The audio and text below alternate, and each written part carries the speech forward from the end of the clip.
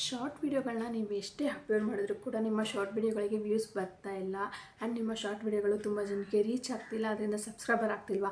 ಚಿಂತನೆ ಮಾಡಬೇಡಿ. ನೀವು ಶಾರ್ಟ್ ವಿಡಿಯೋನ ಅಪ್ಲೋಡ್ ಮಾಡೋದಕ್ಕಿಂತ ಮುಂಚೆ ನಾನು ಹೇಳೋ ಈ ಟೆಕ್ನಿಕ್ನ ಯೂಸ್ ಮಾಡಿಕೊಂಡು ಶಾರ್ಟ್ ವಿಡಿಯೋನ ಅಪ್ಲೋಡ್ ಮಾಡಿದ್ರೆ ಖಂಡಿತ ನಿಮ್ಮ ಶಾರ್ಟ್ ವಿಡಿಯೋಗಳು ಕೂಡ ವೈರಲ್ ಆಗುತ್ತೆ, ಜೊತೆಗೆ ವ್ಯೂಸ್ ಕೂಡ ಜಾಸ್ತಿ ಆಗುತ್ತೆ. ಅದೇನಪ್ಪ ಟೆಕ್ನಿಕ್ಸು, ಹೇಗೆ ಯೂಸ್ ಮಾಡಬೇಕು, ಪರ್ಫೆಕ್ಟ್ ಟೈಮಿಂಗ್ಸ್ ಯಾವುದು ಶಾರ್ಟ್ ವಿಡಿಯೋಗಳನ್ನ ಅಪ್ಲೋಡ್ ಮಾಡೋದಕ್ಕೆ, ಆ್ಯಂಡ್ ಯಾವ ಹ್ಯಾಶ್ಟ್ಯಾಗ್ನ ಯೂಸ್ ಮಾಡಬೇಕು, ಮೇನ್ ಹ್ಯಾಶ್ಟ್ಯಾಗ್ ಯಾವುದು, ಯಾವ ಟ್ಯಾಗ್ಸ್ನ ಯೂಸ್ ಮಾಡಬೇಕು ಅನ್ನೋದನ್ನ ಇನ್ ಡೀಟೇಲ್ ಆಗಿ ನಾನು ತಿಳಿಸ್ಕೊಡ್ತೀನಿ ಈ ವಿಡಿಯೋದಲ್ಲಿ.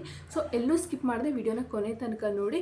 ಒಂದು ವೇಳೆ ಈ ವಿಡಿಯೋ ಇಷ್ಟ ಆಯಿತು ಅಂದರೆ ಗೊತ್ತಲ್ಲ, ಲೈಕ್ ಮಾಡಿ, ಶೇರ್ ಮಾಡಿ, ಸಬ್ಸ್ಕ್ರೈಬ್ ಮಾಡಿ ಅಂತ ಹೇಳ್ತಾ ಇವತ್ತಿನ ವಿಡಿಯೋನ ಸ್ಟಾರ್ಟ್ ಮಾಡೋಣ. Hi all, welcome back to my YouTube channel Roopa logs Kannada. Hope ಎಲ್ಲರೂ ಚೆನ್ನಾಗಿದ್ದೀರಾ, ನಾನು ಕೂಡ ತುಂಬ ಚೆನ್ನಾಗಿದ್ದೀನಿ. 2026 ಶಾರ್ಟ್ ವಿಡಿಯೋನ ಹೇಗೆ ಅಪ್ಲೋಡ್ ಮಾಡಿದ್ರೆ ನಮ್ಮ ಶಾರ್ಟ್ ವಿಡಿಯೋಗಳು ವೈರಲ್ ಆಗುತ್ತೆ, ಜೊತೆಗೆ ನಮ್ಮ ಶಾರ್ಟ್ ವಿಡಿಯೋಗಳಿಂದ ನಾವು ಹೇಗೆ ಮಾನಿಟೈಸೇಷನ್ ಮಾಡ್ಕೋಬೋದು, ಆ್ಯಂಡ್ ಯಾವ್ಯಾವ ಟೆಕ್ನಿಕ್ನ ಯೂಸ್ ಮಾಡಿದ್ರೆ ಶಾರ್ಟ್ ವಿಡಿಯೋಗಳು ವೈರಲ್ ಆಗುತ್ತೆ ಅನ್ನೋದನ್ನು ಇನ್ ಡೀಟೇಲ್ ಆಗಿ ತಿಳಿಸ್ತಾ ಹೋಗ್ತೀನಿ. ಇದನ್ನು ನೀವು ಫಾಲೋ ಮಾಡ್ತು ಅಂದರೆ ಖಂಡಿತ ನಿಮ್ಮ ಶಾರ್ಟ್ ವಿಡಿಯೋಗಳು ಕೂಡ ವೈರಲ್ ಆಗುತ್ತೆ. ಇದರಿಂದ ನೀವು ಕೂಡ ಮಾನಿಟೈಸೇಷನ್ ಆನ್ ಮಾಡಿಕೊಂಡು ಯೂಟ್ಯೂಬಲ್ಲಿ ಅರ್ನಿಂಗ್ನ ಸ್ಟಾರ್ಟ್ ಮಾಡ್ಬೋದು. ನಿಜ ಹೇಳಬೇಕಂದ್ರೆ ನಾನು ಕೂಡ ಯೂಟ್ಯೂಬಲ್ಲಿ ಮಾನಿಟೈಸೇಷನ್ ಮಾಡ್ಕೊಂಡಿದ್ದು ಶಾರ್ಟ್ ವಿಡಿಯೋ ಮೂಲಕನೇ. ನಾನು 4000 ವಾಚ್ ಅವರ್ಸ್ನ ಕಂಪ್ಲೀಟ್ ಮಾಡ್ತೀನಿ. 10M ವ್ಯೂಸ್ನ ಜಸ್ಟ್ 2 ಮಂತಲ್ಲಿ ಕಂಪ್ಲೀಟ್ ಮಾಡಿಕೊಂಡು 2.5 ಮಂತಲ್ಲೇ ಮಾನಿಟೈಸೇಷನ್ ಆನ್ ಮಾಡಿಕೊಂಡು ಅರ್ನಿಂಗ್ನ ಸ್ಟಾರ್ಟ್ ಮಾಡಿದೆ. ಬಟ್ ನಾನು ಶಾರ್ಟ್ ವಿಡಿಯೋನ ಅಪ್ಲೋಡ್ ಮಾಡೋಕ್ಕೆ ಸ್ಟಾರ್ಟ್ ಮಾಡಿದಾಗಲೇ ನನಗೇನು ಜಾಸ್ತಿ ವ್ಯೂಸ್ ಬಂದಿಲ್ಲ. ನನಗೂ ನಿಮ್ಮ ಥರನೇ 500, 1000, 200 ಈ ರೀತಿ ವ್ಯೂಸೇ ಬಂದಿದ್ದು ಶಾರ್ಟ್ ವಿಡಿಯೋಗಳಿಗೆ. ಅರೌಂಡ್ 3 ಮಂತ್ಸ್ವರೆಗೂ ನನಗೆ ಈ ರೀತಿಯೇ ವ್ಯೂಸ್ ಬರ್ತಾಯಿತ್ತು ಶಾರ್ಟ್ ವಿಡಿಯೋಗಳಿಗೆ. ಲಾಂಗ್ ವಿಡಿಯೋಗಳಂತೂ ಹೇಳೋಕ್ಕೆ ಆಗಲ್ಲ, 100, 150, 79, 80 ಈ ರೀತಿಯೇ ವ್ಯೂಸ್ ಬರ್ತಾಯಿದ್ದು ಲಾಂಗ್ ವಿಡಿಯೋಗಳಿಗೆ. ಅದಕ್ಕೆ ನಾನು ಲಾಂಗ್ ವಿಡಿಯೋ ಕಡೆ ಫೋಕಸ್ ಜಾಸ್ತಿ ಕೊಡಲಿಲ್ಲ, ನಾನು ಶಾರ್ಟ್ ವಿಡಿಯೋಗಳ ಕಡೆಯೇ ಫೋಕಸ್ ಕೊಟ್ಟೆ.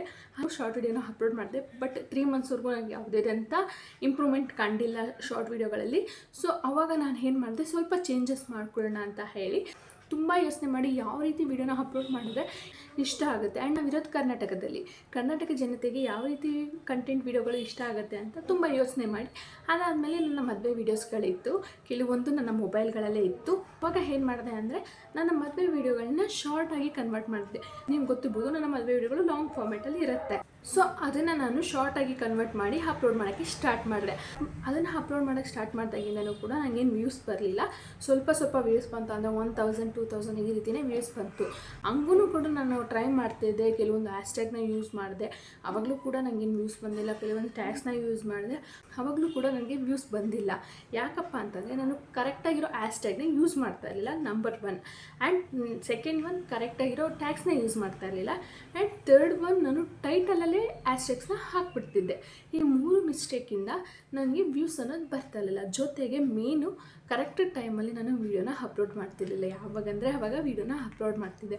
ನನಗೆ ಗೊತ್ತಿತ್ತು ಲಾಂಗ್ ವೀಡಿಯೋಗಳು ಅಪ್ಲೋಡ್ ಮಾಡಿದ್ದಕ್ಕೆ ಟೈಮಿಂಗ್ಸ್ ಇರುತ್ತೆ ಅಂತ, ಬಟ್ ಶಾರ್ಟ್ ವೀಡಿಯೋಗಳು ಅಪ್ಲೋಡ್ ಮಾಡೋದಕ್ಕೂ ಟೈಮಿಂಗ್ಸ್ ಇರುತ್ತೆ ಅಂತ ನನಗೆ ಗೊತ್ತಿರಲಿಲ್ಲ. ಸೊ ಈ 4 ಮಿಸ್ಟೇಕಿಂದ ನನಗೆ ಯಾವುದೇ ವೀಡಿಯೋ ಅಪ್ಲೋಡ್ ಮಾಡಿದ್ರೂ ಕೂಡ ನನಗೆ ವ್ಯೂಸ್ ಬರ್ತಾ ಇರಲಿಲ್ಲ. ಅದಾದಮೇಲೆ ನಾನು ಇದನ್ನು ತಿಳ್ಕೊಳ್ಳೋಕ್ಕೆ 1 ಮಂತ್ ಟೈಮ್ ಆಯಿತು. ಅಲ್ಲಿವರೆಗೂ ನನಗೆ ಯಾವುದೇ ರೀತಿ ವ್ಯೂಸ್ ಬರಲಿಲ್ಲ. ಅದಾದಮೇಲೆ ಎಲ್ಲ ತಿಳ್ಕೊಂಡು ಯಾವ ಹ್ಯಾಶ್ಟ್ಯಾಗ್ನ ಯೂಸ್ ಮಾಡಬೇಕು ಅಂತ ತಿಳ್ಕೊಂಡು, ಯಾವಾಗ ವೀಡಿಯೋನ ಅಪ್ಲೋಡ್ ಮಾಡಬೇಕು ಅಂತ ತಿಳ್ಕೊಂಡು, ಅದಾದಮೇಲೆ ಡೈಲಿ 2ರಿಂದ 3 ವೀಡಿಯೋಗಳನ್ನ ಶಾರ್ಟ್ ವೀಡಿಯೋಗಳನ್ನ ಅಪ್ಲೋಡ್ ಮಾಡ್ತಿದ್ದೆ. ಆವಾಗ ಶಾರ್ಟ್ ವೀಡಿಯೋಗಳಿಗೆ ವ್ಯೂಸ್ ಬರೋಕ್ಕೆ ಜಾಸ್ತಿ ಆಯಿತು. ಯಾವ ರೀತಿ ಅಂತಂದರೆ ಜಸ್ಟ್ 1000, 2000 ವ್ಯೂಸ್ ಬರ್ತಾಯಿದ್ದ ಕಡೆ ಈಗ 200K, 500K, 1M, 2M, ಕೊನೆಗೆ 7M ವ್ಯೂಸ್, ಅಂದರೆ 70 ಲ್ಯಾಕ್ ವ್ಯೂಸ್ ಒಂದೇ ವೀಡಿಯೋಗೆ ಬಂದಿದೆ. 70 ಲ್ಯಾಕ್ ವ್ಯೂಸ್ ಒಂದೇ ವೀಡಿಯೋಗೆ ನನಗೆ ಬಂದಿದೆ, ಅದು ಶಾರ್ಟ್ ವೀಡಿಯೋದಲ್ಲಿ. 10M ವ್ಯೂಸಲ್ಲಿ 7M ವ್ಯೂಸ್ ಒಂದೇ ವೀಡಿಯೋದಲ್ಲಿ ಬಂದಿದೆ ಅಂದರೆ ಇನ್ನು 3M ಆರಾಮಾಗಿ ಕಂಪ್ಲೀಟ್ ಮಾಡ್ಕೋಬೋದಿತ್ತು. ನಾನು ಆರಾಮಾಗಿ ಕಂಪ್ಲೀಟ್ ಕೂಡ ಮಾಡಿಕೊಂಡೆ. 6 ತಿಂಗಳಲ್ಲಿ ಆಗದಿರೋ ಅಂಥ ನನ್ನ ಮಾನಿಟೈಸೇಷನ್ ಜಸ್ಟ್ 2 ಮಂತ್ಸಲ್ಲಿ ಅದು 10M ವ್ಯೂಸ್ನ ಕಂಪ್ಲೀಟ್ ಮಾಡಿಕೊಂಡು ಮಾನಿಟೈಸೇಷನ್ ಆನ್ ಮಾಡಿಕೊಂಡೆ. ಜಸ್ಟ್ 10M ವ್ಯೂಸ್ನ ಕಂಪ್ಲೀಟ್ ಮಾಡಿಲ್ಲ, ಅದ್ರ ಜೊತೆಗೆ 25K ಸಬ್ಸ್ಕ್ರೈಬರ್ ಆಗಿದ್ದರು ನನಗೆ ನನ್ನ ಮಾನಿಟೈಸೇಷನ್ ಆನ್ ಆದಾಗ. 25K ಸಬ್ಸ್ಕ್ರೈಬರ್ ಕೂಡ ನನಗೆ ಶಾರ್ಟ್ ವಿಡಿಯೋ ಮೂಲಕನೇ ಆಗಿದ್ದು. ತುಂಬ ಜನ ಅಂತಾರೆ ಶಾರ್ಟ್ ವಿಡಿಯೋ ಅಪ್ಲೋಡ್ ಮಾಡಿದ್ರೆ ಏನೂ ಯೂಸ್ ಇಲ್ಲ, ಅದರಿಂದ ಅರ್ನಿಂಗ್ ಆಗೋದಿಲ್ಲ, ಅದರಿಂದ ವಾಚ್ ಅವರ್ ಕೌಂಟ್ ಆಗೋದಿಲ್ಲ ಅಂತ ಹೇಳಿ. ನೋ, ಅದು ಸುಳ್ಳು. ಶಾರ್ಟ್ ವಿಡಿಯೋಗೆ ತುಂಬ ಹೆಲ್ಪ್ ಇದೆ. ಎಕ್ಸಾಂಪಲ್ ನಾನೇ ಜಸ್ಟ್ ನನಗೆ ಶಾರ್ಟ್ ವಿಡಿಯೋನ ಅಪ್ಲೋಡ್ ಮಾಡೋಕ್ಕೆ ಸ್ಟಾರ್ಟ್ ಮಾಡಿದಾಗ ಜಸ್ಟ್ 150, 200 ಸಬ್ಸ್ಕ್ರೈಬರ್ ಅಷ್ಟೇ ಇದ್ದಿದ್ದು, ಅದು ಇಲ್ಲ ಅನಿಸುತ್ತೆ. 200 ಸಬ್ಸ್ಕ್ರೈಬರ್ ಇಟ್ಕೊಂಡು ಶಾರ್ಟ್ ವಿಡಿಯೋನ ಅಪ್ಲೋಡ್ ಮಾಡೋಕ್ಕೆ ಸ್ಟಾರ್ಟ್ ಮಾಡಿದೆ. ಶಾರ್ಟ್ ವಿಡಿಯೋ ಮಾನಿಟೈಸೇಷನ್ ಆಗಬೇಕಾದ್ರೆ ನನಗೆ ಕರೆಕ್ಟಾಗಿ 25K ಸಬ್ಸ್ಕ್ರೈಬರ್ ಇರೋದು ಜಸ್ಟ್ 2 ಮಂತ್ಸಲ್ಲೇ ನಾನು ಕಂಪ್ಲೀಟ್ ಮಾಡ್ಕೊಂಡಿದ್ದೀನಿ. ಸೊ ಅದಕ್ಕೋಸ್ಕರ ಹೇಳ್ತಾ ಇದ್ದೀನಿ, ದಯವಿಟ್ಟು ಲಾಂಗ್ ವೀಡಿಯೋ ಕಡೆ ಎಷ್ಟು ಫೋಕಸ್ ಕೊಡ್ತೀರೋ ಶಾರ್ಟ್ ವೀಡಿಯೋ ಕಡೆನೂ ಫೋಕಸ್ ಕೊಡಿ. ಕರೆಕ್ಟಾಗಿ ಶಾರ್ಟ್ ವೀಡಿಯೋನ ಅಪ್ಲೋಡ್ ಮಾಡಿ, ಕರೆಕ್ಟಾಗಿರೋ ಹ್ಯಾಶ್ಟ್ಯಾಗ್ ಯೂಸ್ ಮಾಡಿ, ಕರೆಕ್ಟಾಗಿರೋ ಟೈಮಿಂಗ್ಸಲ್ಲಿ ಅಪ್ಲೋಡ್ ಮಾಡಿ ಆ್ಯಂಡ್ ಕರೆಕ್ಟಾಗಿರೋ ಟ್ಯಾಗ್ಸ್ ಆ್ಯಂಡ್ ಡಿಸ್ಕ್ರಿಪ್ಷನ್ನ ಯೂಸ್ ಮಾಡಿ. ಜೊತೆಗೆ ನಮ್ಮ ಕರ್ನಾಟಕ ಜನತೆಗೆ ಯಾವ ರೀತಿ ಕಂಟೆಂಟ್ ಇಷ್ಟ ಆಗುತ್ತೆ ಅನ್ನೋದನ್ನ ಯೋಚನೆ ಮಾಡ್ಕೊಳ್ಳಿ. ನೀವು ಇವಾಗ ಕನ್ನಡದಲ್ಲಿ ವಿಡಿಯೋ ಮಾಡ್ತಾ ಇದ್ದೀನಿ ಅಂದರೆ ಕರ್ನಾಟಕ ಜನತೆಗೆ ತುಂಬ ಸೆಂಟಿಮೆಂಟ್ ಇರುತ್ತೆ, ಲೈಕ್ ಹಳ್ಳಿ ಲೈಫ್ನ ತುಂಬ ಇಷ್ಟಪಡ್ತಾರೆ. ಸೊ ಆ ರೀತಿ ಕಂಟೆಂಟ್ ವೀಡಿಯೋಗಳು ಮಾಡಿದ್ರೆ ಖಂಡಿತ ನಿಮ್ಮ ವೀಡಿಯೋಗಳು ವೈರಲ್ ಆಗುತ್ತೆ.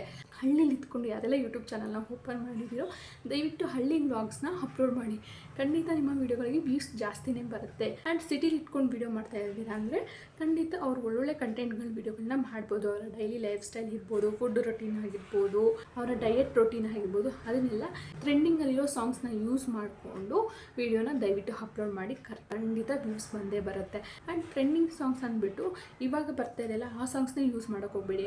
ಓಲ್ಡ್ ಸಾಂಗ್ಸ್ ಕೂಡ ಇವಾಗ ಟ್ರೆಂಡಿಂಗಲ್ಲಿ ಬರ್ತಾ ಇದೆ. ಸೊ ಓಲ್ಡ್ ಸಾಂಗ್ಸ್ ಯಾವುದು ಜನಕ್ಕೆ ಇಷ್ಟ ಆಗುತ್ತೆ ಅನ್ನೋದನ್ನು ತಿಳ್ಕೊಳ್ಳಿ. ಸೊ ಆ ಸಾಂಗ್ಸ್ನ ನಿಮ್ಮ ಎಲ್ಲ ವೀಡಿಯೋಗಳಿಗೂ ಯೂಸ್ ಮಾಡ್ಕೋಬೋದು. ಜಸ್ಟ್ ಒಂದು ಸಾಂಗ್ಸ್ನ ಒಂದೇ ವೀಡಿಯೋಗೆ ಯೂಸ್ ಮಾಡಬೇಕು ಅಂತ ಇಲ್ಲ, ಒಂದು ಸಾಂಗ್ಸ್ನ ನೀವು 1000 ವೀಡಿಯೋಸ್ಗಳು ಕೂಡ ಅಪ್ಲೋಡ್ ಮಾಡ್ಬೋದು. ಯಾವುದೇ ರೀತಿ ಇಶ್ಯೂಸ್ ಆಗೋಲ್ಲ. ನಾನು ಕೂಡ ಅದನ್ನೇ ಫಾಲೋ ಮಾಡಿದ್ದು. ಯಾವ ಸಾಂಗ್ಸ್ ಜನಕ್ಕೆ ತುಂಬ ಇಷ್ಟ ಆಗುತ್ತೋ ಆ ಸಾಂಗ್ಸ್ನ ನಾನು ಎಲ್ಲ ವೀಡಿಯೋಗಳಿಗೂ ಅಪ್ಲೋಡ್ ಮಾಡಿದ್ದೀನಿ. ಸೊ ಯಾವುದೇ ರೀತಿ ಪ್ರಾಬ್ಲಮ್ ಆಗಿಲ್ಲ, ಯಾವುದೇ ರೀತಿ ಕಾಪಿರೈಟ್ಸ್ ಬಂದಿಲ್ಲ ಆ್ಯಂಡ್ ಯಾವುದೇ ರೀತಿ ಕಮ್ಯುನಿಟಿ ಗೈಡ್ಲೈನ್ಸ್ ಬಂದಿಲ್ಲ. ಸೊ ಈಸಿಯಾಗಿ ನಾನು ಮಾನಿಟೈಸೇಷನ್ ಮಾಡಿಕೊಂಡೆ. ತುಂಬ ಜನ ಅಂತಿರ್ತಾರೆ ಸಾಂಗ್ಸ್ ಯೂಸ್ ಮಾಡಿದ್ರೆ ಕಾಪಿರೈಟ್ಸ್ ಬರುತ್ತೆ, ಯೂಟ್ಯೂಬಲ್ಲಿ ಪ್ರಾಬ್ಲಮ್ ಆಗುತ್ತೆ ಆ್ಯಂಡ್ ಯೂಟ್ಯೂಬ್ ಮಾನಿಟೈಸೇಷನ್ ಆಗೋದಿಲ್ಲ ಅಂತ ಹೇಳಿ. ಸೊ ಆ ರೀತಿ ಯಾವುದೇ ಇಶ್ಯೂಸ್ ಇಲ್ಲ. ದಯವಿಟ್ಟು ಸಾಂಗ್ಸ್ನ ಯೂಸ್ ಮಾಡಿ. ಸಾಂಗ್ಸ್ ಯೂಸ್ ಮಾಡೋಕ್ಕೋಸ್ಕರನೇ ಶಾರ್ಟ್ ವಿಡಿಯೋ ಇರೋದು. ಲಾಂಗ್ ವಿಡಿಯೋದಲ್ಲಿ ಯೂಸ್ ಮಾಡಬೇಡಿ, ಶಾರ್ಟ್ ವಿಡಿಯೋದಲ್ಲಿ ಯೂಸ್ ಮಾಡಿ. ನೀವೇನಾದ್ರು ವಾಯ್ಸ್ ಓವರ್ ಕೊಡ್ತೀರಾ ಅಂದ್ರೂ ಕೂಡ ಬ್ಯಾಕ್ಗ್ರೌಂಡಲ್ಲಿ ಸಾಂಗ್ಸ್ನ ಯೂಸ್ ಮಾಡ್ಕೊಳ್ಳಿ. ಎರಡೂ ಇದ್ದಾಗ ಇನ್ನೂ ಜನಕ್ಕೆ ಅಟ್ರಾಕ್ಟ್ ಆಗುತ್ತೆ.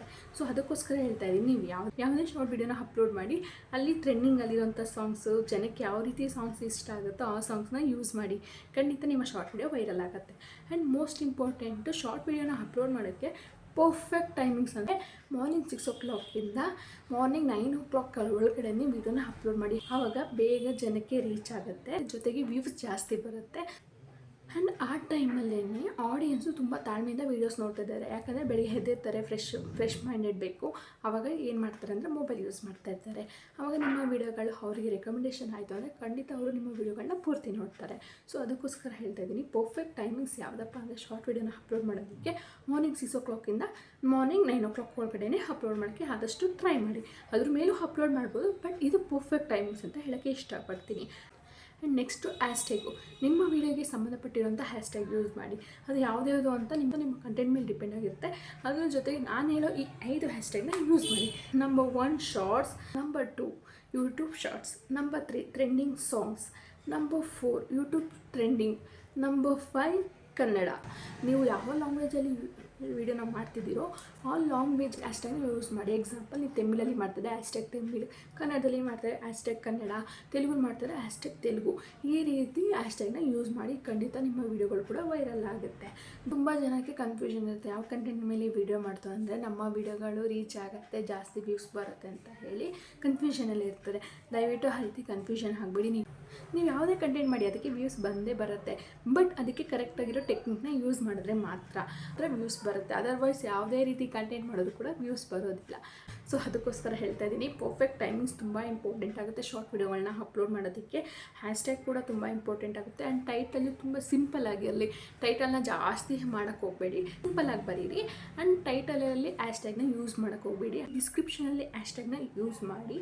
ಆ್ಯಂಡ್ ಜೊತೆಗೆ ಟ್ಯಾಗ್ಸ್ನ ಯೂಸ್ ಮಾಡಿ.